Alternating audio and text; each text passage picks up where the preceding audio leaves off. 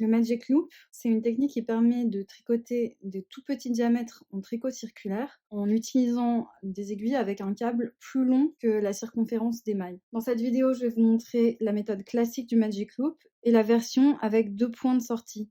C'est à peu près le même principe que le Magic Loop classique, mais c'est une petite variante que personnellement je trouve plus pratique. Ici, je suis en train de tricoter les poignets du cardigan Moriarty et vous voyez que le diamètre est tout petit. Si je travaille en Magic Loop classique, je vais sortir le câble à peu près au milieu des mailles et je vais le tirer pour placer la moitié des mailles sur l'aiguille avant et l'autre moitié sur l'aiguille arrière. Ensuite, je vais tirer l'aiguille arrière et je vais tricoter les mailles de l'aiguille avant. Ici, je trouve ça un peu délicat pour faire la première maille parce que au niveau de la tension, on ne sait jamais trop comment serrer.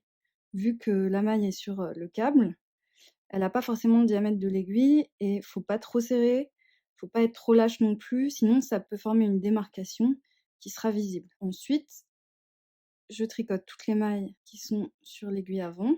Une fois que j'ai tricoté toutes les mailles de l'aiguille qui est à gauche, je retourne l'ouvrage.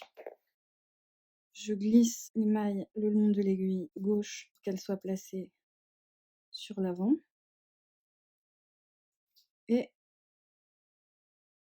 je tire l'aiguille arrière et je vais tricoter les mailles ici. Mais comme je vous ai dit, ça va créer des démarcations parce qu'on va toujours sortir le câble par le même endroit. Pour éviter ça, ce que moi je fais, c'est qu'une fois que j'ai tricoté toutes les mailles qui étaient sur l'aiguille gauche et qu'elles sont toutes sur l'aiguille qui était l'aiguille arrière, je vais faire un premier point de sortie du câble en laissant quelques mailles ici.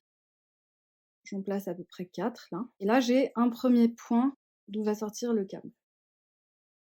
Ensuite, je vais glisser à peu près la moitié des mailles qui restent sur mon aiguille avant.